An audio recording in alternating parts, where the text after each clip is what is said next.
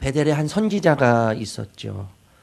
그 선지자는 착한 선지자도 아니었고 지혜로운 선지자도 아니었고 경건한 선지자도 아니었어요. 그 선지자를 늙은 선지자라고 이야기해요. 늙은 선지자.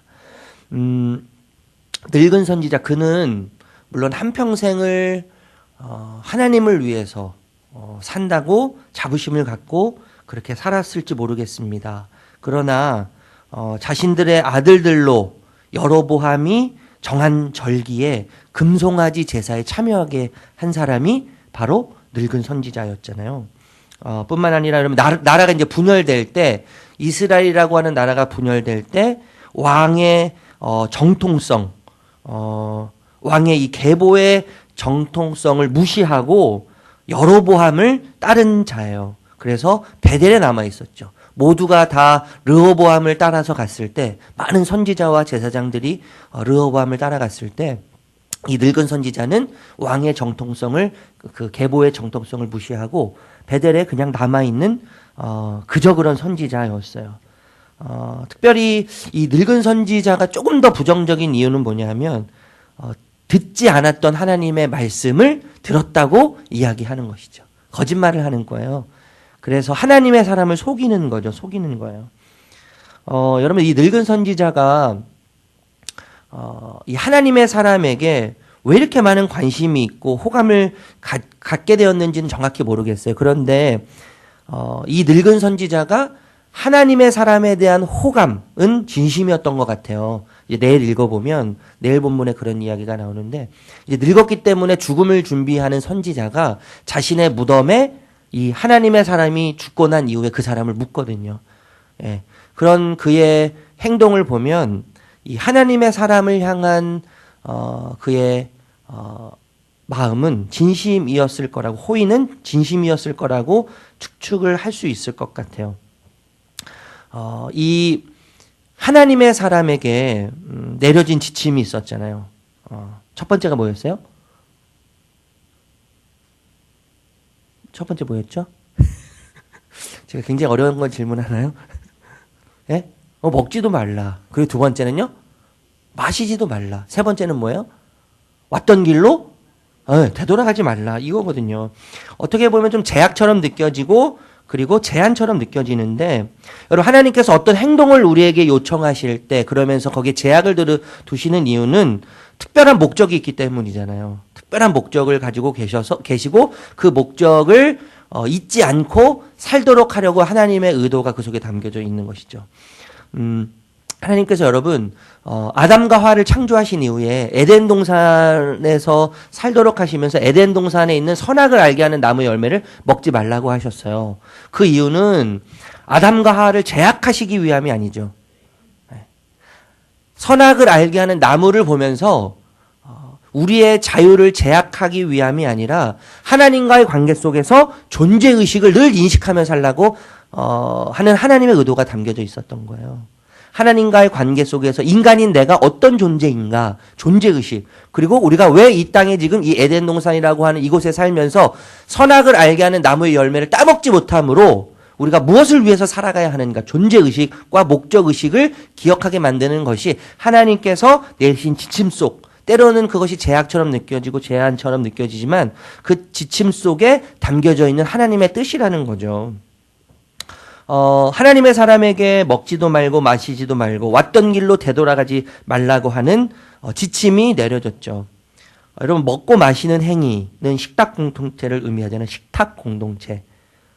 식탁 공동체인데, 여러분, 이스라엘에게 있어서 가장 중요한 공동체 중에 하나가 이 식탁 공동체예요. 그래서 아무에게나 밥을 먹자, 음식을 먹자, 물을 마시자, 우리 집에 초대한다, 이런 이야기를 하지 않죠. 저에게 언어 코드가 있거든요. 언어 코드. 저는 제가 좋아하는 사람을 보면 밥을 먹자고 이야기해요. 우리 언젠가 밥 먹읍시다. 밥 한번 사주셔야죠. 제가 언젠간 이런 말씀 좀 드린 것 같은데, 진짜 제가 좋아하면요, 밥 사주세요, 이런 말이에요. 제가 뭐 못 먹어서가 아니고요. 저 어렸을 때 제가 가장 행복했던 시절이 언제냐면, 시간이 전 밥 먹을 때였거든요. 네. 특히 이 갈비 먹을 때요. 갈비. 그렇다고 제가 뭐 갈비 물론 좋아하지만 왜 그러냐면 너무나 불우한 환경을 자라났기 때문에요. 언제가 제일 행복했냐면, 언제가 제일 마음이 편했냐면 밥 먹을 때요. 밥 먹을 땐 개도 안 걸린다는 말이 있는 것처럼 저희 집안은 밥 먹을 땐 조용했어요. 그래도요. 그나마. 예, 그나마 편하고 그나마 조용하고 그나마 행복했죠. 그래서 뭐 몇 번 되지 않았지만 아버지가 갈비 먹으러 가자라고 했을 때, 와, 우리 집이 굉장히 행복한 집안이구나. 그런 생각을 했죠. 그래서 어려서부터 자라나면서 그런 경험을 했기 때문에 어른이 돼서 그런 생각이 이제 머릿속에 이렇게 인식되어 있는 거예요. 그래서, 밥 사주세요. 뭐 이런 말을 제가 하거나, 예, 우리 밥 먹읍시다. 우리 한번 밥 먹어야죠. 이런 얘기 하면 제가 좋아한다는 이야기예요. 그렇다고 제가 그런 얘기 안 했다고 해서 제가 미워하거나 제가 거리를 두거나 그러진 않아요. 그래서 제가 이런 말을 굉장히 남발하거든요. 저 밥 한번 먹어야죠. 네. 그러니까 제가 좋아한다는 이야기예요. 좋아한다는 이야기예요. 밥 사주세요. 이런 말은 제가 좋아한다. 제가 앞으로 그런 말씀을 드리면 그렇게 받아들이시면 돼요. 아, 저 이상민 목사가 나를 좋아하는구나. 그렇게 이해하시면 돼요. 여기 계신 모든 성도님들 밥 사주세요. 어쨌든 여러분, 이 먹고 마시는 행위는 이스라엘 백성들에게 있어서 굉장히 중요하고 호의를 베푸는 공동체, 식탁 공동체를 의미했어요. 그런데 이스라엘 백성들이 아무나 식탁 공동체에 초대하지 않았다는 거예요. 특별히 어떤 자를 초대하지 않았냐면 우상숭배자들이거든요. 우상숭배자들과 불경건한 자들은 더욱 초대하지 않았어요. 그런데 여러분, 여로보암 왕을 중심으로 한 북이스라엘은 지금 베델과 단에 산당을 짓고 그리고 금송아지를 만들어서 두려움에 반응한, 하나님이 기억하시지 않는, 하나님을 분노케 하는 제사를 드리고 있는 거예요. 하나님께서 그래서 뭐라고 말씀하세요? 그들과 함께 식탁의 교제 가운데 참여하지 말아라. 이렇게 이야기하고 계시는 거예요. 여러분, 하나님의 사람은 정확히 계산을 해보면 어디서 왔는지는 정확히 모르겠어요. 그런데 이제 남유다, 이제 북이스라엘과 남유다가 갈라지면서 남유다의 핵심 도시가 예루살렘이잖아요. 예루살렘 성전이 있고 왕궁이 있고, 거기서부터 베델까지 거리를 계산해 보면 약 20km 정도라고 해요. 20km 정도의 거리인데 보통 사람이 1시간에 4km 정도 걷는다고 하잖아요. 4km 정도 걸어서 간다고 하면 5시간 정도, 조금 쉬면서 가면 6시간 정도면 갈 수 있는 거리요. 아침 일찍 출발해서 새벽 예배 마치고 출발하면 점심때쯤이면 도착할 수 있는 거리거든요. 그리고 이제 베델에서 드리는 제사, 그들이 행하는 금송아지에게 행하는 제사를 드리는 시간과 계산하면 새벽 일찍 출발해서 빨리 이제 행동을 하면 새벽 일찍 출발해서 제사를 드리고, 그리고 하나님께서 주신 명령을 따라서 그 제단을 다 엎고 하나님의 명령을 전하고, 그리고 집으로 돌아오면 밤늦은 시간이 될 거란 말이죠. 빠르면 하루 꼬박이죠. 하루 꼬박이고, 좀 여유 있게 행동했다면 1박 2일 정도 걸렸을 거리예요. 그런데 아마 하나님의 이 긴급한 하나님의 마음 때문에 이 모든 것들이 아주 빨리 진행됐을 거라고 추측할 수 있을 거란 말이에요. 추측할 수 있을 텐데, 여러분 생각해 보세요. 5시간, 6시간을 걸어서, 물론 그가 출발할 때 마실 물과 먹을 음식은 어느 정도 준비했겠지만 하루 종일 먹을 물과 음식을 준비하기란, 그래서 그것을 들고 다니기는 사실 쉽지 않았을 거라는 생각이 저는 들거든요. 그런 추측하에 6시간, 5시간이라고 하는 길을 걸어서 예루살렘에서 베델로 갔을 때 얼마나 여러분 피곤했겠어요. 피곤했을 거란 말이에요. 그리고 목도 말랐을 거고요. 배도 고팠을 거예요. 그런 그에게 가장 적실한 도움이 뭐였을까요? 가장 적실한 필요는 뭐였을까요? 먹고 마시고 쉬는 거였단 말이에요. 그런데 하나님은 뭐라고 말씀하세요? 그것을 하지 말라고 이야기하신단 말이죠. 이 말라고 하는 하나님의 지침은 굉장히 합리적이지 않아요, 사실요. 우리 입장에서 보면. 하나님의 사람의 입장에서 보면 하나님께서 하지 말라고 하는 지침은 굉장히 합리적이지 않아 보이고 굉장히 인위적인 것처럼 느껴지고 강제적인 느낌을 지울 수 없단 말이에요. 강제적인 느낌을 지을 수 없어요. 사실 여러분, 우리가 순종해야 할 하나님의 명령의 대부분은 짐짝처럼 느껴질 때가 있지 않아요? 그러니까 사실 대부분 그래요. 하나님께서 우리에게 하라고 명령하시거나 우리에게 지침을 내리시는 대부분은 짐짝처럼 무겁게 느껴지거든요. 그리고 불합리해 보일 때가 너무나 많아요. 아브라함에게 본토 치신 아비의 집을 떠나라 라고 하는 게 얼마나 불합리적이에요. 이삭을 바쳐라. 이건 더 불합리하게 보이죠. 아브라함이 아들 이삭을 바치는 순간 그는 뭐야? 살인자가 되고 말죠. 그리고 자신의 가정을 파괴하는 파괴자에 이르게 되는 거잖아요. 그리고 그는 아들을 죽인 아버지로서 평생 그 아픔을 안고 살아야 되는 자예요. 아버지가 아들을 번제로 드리라고 했을 때 그 번제는 여러분 그냥 죽이는 게 아니잖아요.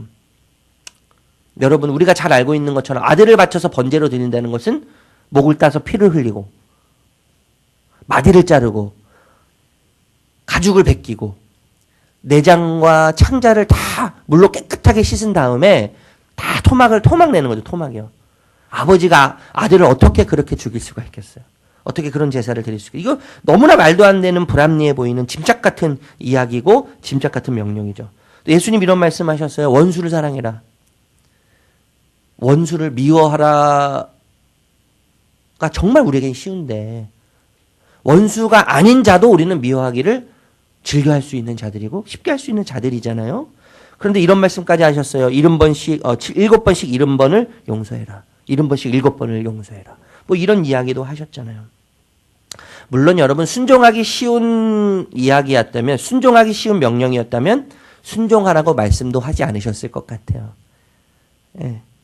그런데 여러분 하나님께서 우리에게 순종하라는 말씀을 하실 때 때로는 하나님 우리에게 주어지시는 그런 지침들이 짐짝 같고 불합리해 보인다고 할지라도 여러분 우리의 순종을 통해서 하나님은 우리에게 완전한 순종을 요구하시는데 완전한 순종을 통해서 하나님은 어떤 것들을 우리에게 보이기를 원하시는 거예요?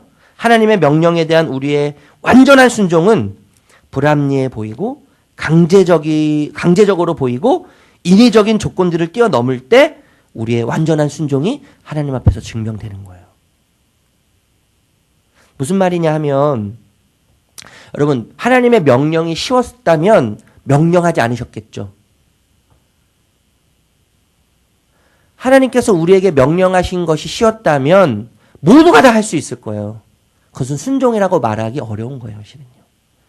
그런데 하나님은 우리에게 순종하라고 명령하시고 그리고 우리에게 지침들을 내리실 때 그것은 짐짝 같고 불합리해 보이고 그리고 인위적인 것 같고 강제적인 느낌을 지울 수 없지만 그럼에도 불구하고 그 명령에 우리가 순종할 때 그것이 완전한 순종이 되는 것이고 그 조건들을 뛰어넘을 때 불합리해 보이는 조건들, 인위적으로 보이는 조건들, 강제적인 느낌을 지을 수 없는 조건들 가운데 우리가 순종함으로 완전한 순종의 제사로 하나님께 나아갈 때 우리의 순종이 뭐예요? 하나님께 증명되는 것이고 우리의 믿음이 하나님께 증명되는 것이죠. 그리고 세상에 하나님을 향한 우리의 믿음이 증명되는 거예요. 이 놀라운 신비가 여러분 여기에 있는 거예요. 그래서 순종이 제사보다 낫다고 이야기하는 거예요. 여러분 완전한 순종으로 제사보다 아름다운 삶으로 우리를 초대하고 계시는 거죠. 완전한 순종으로 불합리해 보이고 짐짝같이 보이고 강제적인 느낌을 지을 수 없고 인위적인 느낌을 지을 수 없는 그 명령과 그 지침에 우리가 순종함으로 나아갈 때 그것이 완전한 순종이 될 뿐만 아니라 우리의 순종을 통해서 완전한 순종을 통해서 하나님에 대한 우리의 믿음이 어떻게 되는 거예요? 증명되는 거예요.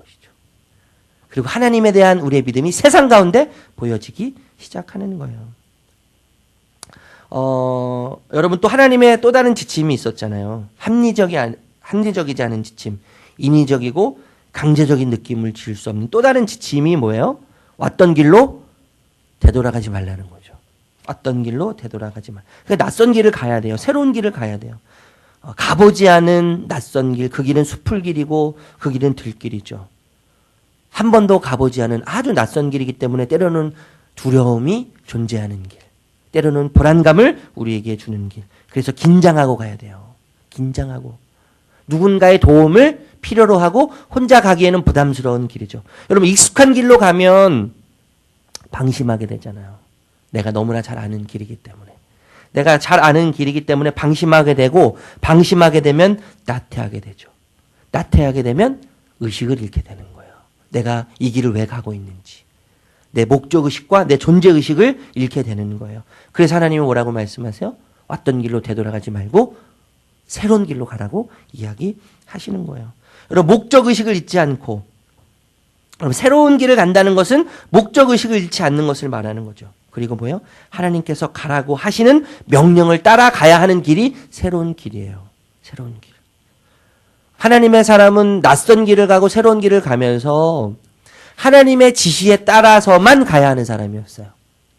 임의대로 자신이 계산하고 판단한 길로 가서는 안 돼요. 자신이 원하는 길로 가면 목적의식을 잃고 왔던 길로 되돌아갈 수밖에 없는 사람이 하나님의 사람인 거죠. 여러분 우리는 오늘도 낯선 길을 걸어가는 사람들이잖아요. 새로운 길을 보이지 않는 길을 걸어가고 있죠. 오늘 우리 새벽 예배 마치고 돌아갈 때 그 길을 우리가 가게 될 거예요. 낯선 길, 어제와는 다른 길, 가보지 않은 길.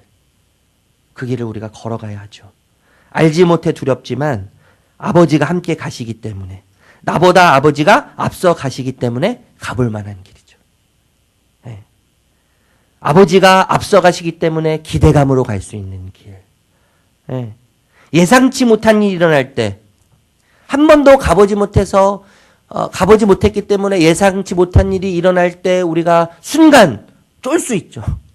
순간 쫄아요. 얼 수 있어요. 그러나 그 예상치 못한 일이 일어날 때 하나님이 어떤 분이신지를 다시 한번 깊이 깨닫게 되는 길이 낯선 길이에요. 낯선 길. 낯선 길.